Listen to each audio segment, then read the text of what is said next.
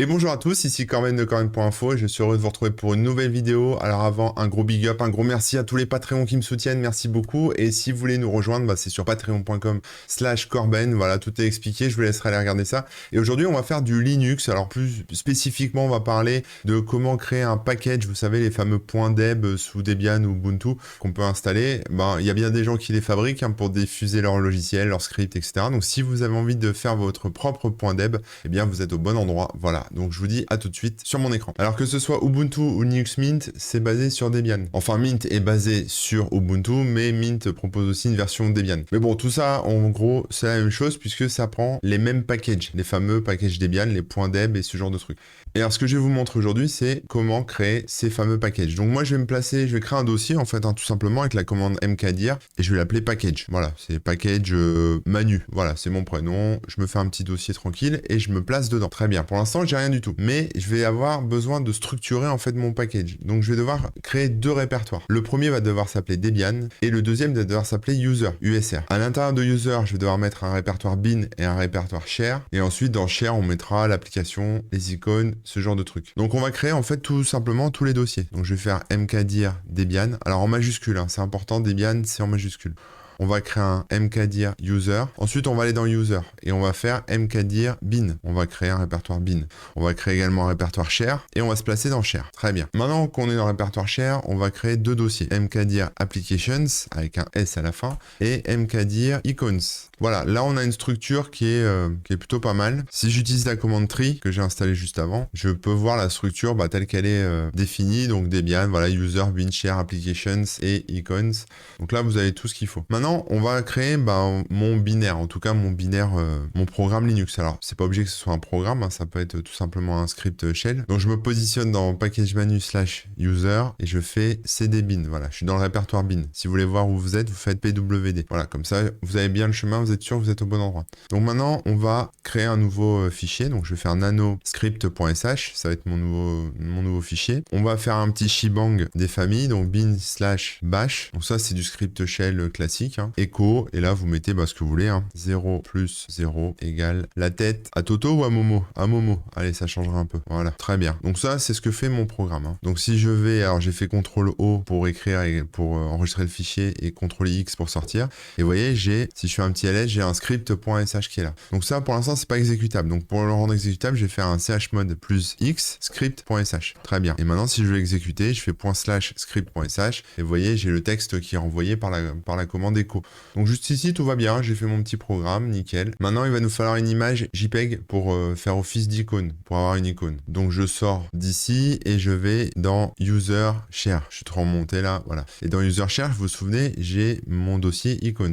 Donc je me place dans Icons et je vais devoir y mettre une image. Donc comme là je suis sur un Ubuntu 100% serveur, j'ai pas d'interface graphique, etc. Donc ce que je vais faire, c'est que je vais récupérer un petit picto sur internet. Voilà. Alors comme je trouve rien en JPEG, on va mettre un PNG, on va voir si ça fonctionne. Donc j'utilise la commande wget pour récupérer cette image. J'ai donc lancé cette commande wget https://mi.corben.info/icon. J'ai raccourci en fait un lien, voilà, c'était un lien CDN là que j'ai raccourci. Et du coup, ce fichier icon.1, je vais le renommer icon.png. Voilà, je vais supprimer celui-ci qui ne sert à rien. Je passe en majuscule. Voilà, donc là, j'ai un fichier PNG dans mon répertoire icône. J'ai mon fichier PNG. Donc ça, c'est cool. Maintenant, je vais sortir de ce répertoire et je vais aller dans le répertoire applications.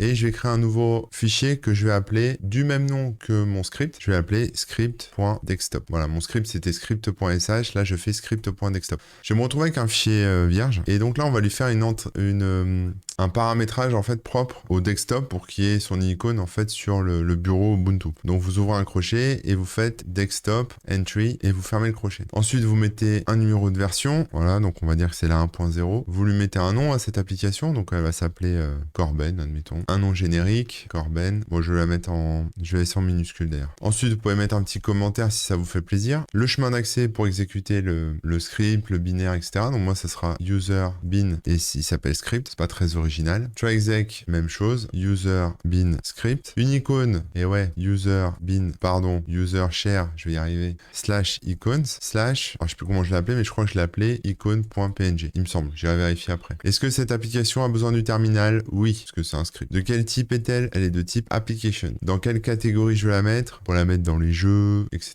Donc on peut mettre plusieurs catégories, donc c'est catégorise. Et là, je vais la mettre dans les games. Voilà. Et vous finissez par un point virgule. On sauvegarde, CTRL-O, CTRL-X. Je vais juste aller vérifier cette histoire d'icône. Et c'est bien icône.png. Donc maintenant, on va se placer dans le répertoire Debian, le fameux. Voilà, je fais tout étape par étape, hein, c'est pour vous montrer. Donc on va faire cd Debian et on va créer un nouveau fichier de contrôle. Donc nano contrôle. C'est dans ce fichier qu'il y a tout le nécessaire pour pouvoir déployer le paquet. Donc on va créer package, deux points. Donc le nom du paquet, ça va être script manu. Version, on avait dit qu'on était sur la 1.0. Architecture, donc architecture, ben alors moi c'est sur toutes les architectures, hein. Ça peut fonctionner sur de l'ARM, sur de l'Intel, etc. Est-ce que c'est un paquet qui se trouve dans les essentials? Non. La priorité du paquet, totalement optionnel. Ensuite le maintainer, donc c'est-à-dire moi, Corben, voilà. Une description, voilà, pour les Patreons. Et je pense qu'on a fait le tour. Alors si vous voulez aussi avoir des dépendances précises, c'est-à-dire si votre script nécessite certaines dépendances, vous pouvez ajouter le paramètre depends, deux points, et là vous mettez la liste séparée par des virgules, des dépendances nécessaires à l'installation. Si elles sont pas présentes, ça s'installera pas. Mais bon, moi j'en ai pas besoin. Voilà, donc une fois que c'est installé, vous faites CTRL-O et Entrée, voilà, pour sauvegarder, et CTRL-X pour quitter. Donc maintenant je vais sortir de ce répertoire, voilà, et je vais me repositionner à la racine ici. Alors j'avais déjà triché, voilà, j'enlève ça. Donc maintenant on va créer le paquet en question. Donc je vais appeler la commande dpkg-deb, vous allez voir. dpkg-deb, et ensuite je lui passe le paramètre build. Build, bah, ça permet de builder, c'est-à-dire un peu compiler le paquet, enfin en tout cas le fabriquer, quoi. Et là je lui mets le répertoire qui contient toutes les datas nécessaires à mon paquet. Maintenant je refais un petit ls, et voilà, vous voyez, j'ai mon package manu.deb qui a bien été créé. Donc maintenant ce que je vais faire, c'est que je vais le transférer sur un autre Ubuntu avec interface graphique cette fois, et puis on va essayer de l'installer, voir ce que ça donne. Me voilà donc sur un Linux un peu plus chatoyant avec une interface graphique, c'est quand même beaucoup mieux.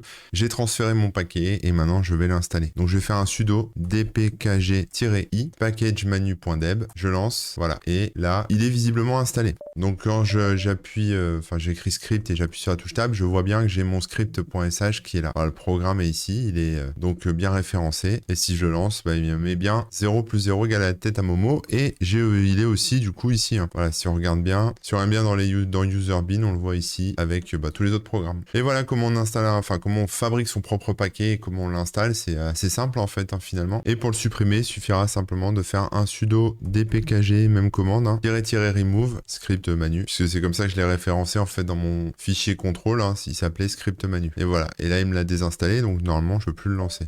Script.sh n'existe plus. Voilà, c'était une vidéo un peu plus rapide que d'habitude, mais j'espère vous avoir montré un petit truc que peu de gens qui utilisent Linux finalement font. Mais voilà, vous pouvez faire vos propres packages, ce qui est pas mal parce que du coup, vous pouvez distribuer vos programmes, vos scripts, etc. à d'autres gens. Donc ça peut toujours être pratique et sympa à faire, voilà. J'espère que ça vous aura plu. Si vous n'êtes pas abonné à Patreon, n'hésitez pas à venir me soutenir, hein, patreon.com/corben. Et puis en attendant, je vous souhaite une bonne fin de semaine et je vous retrouve la semaine prochaine. Allez, ciao!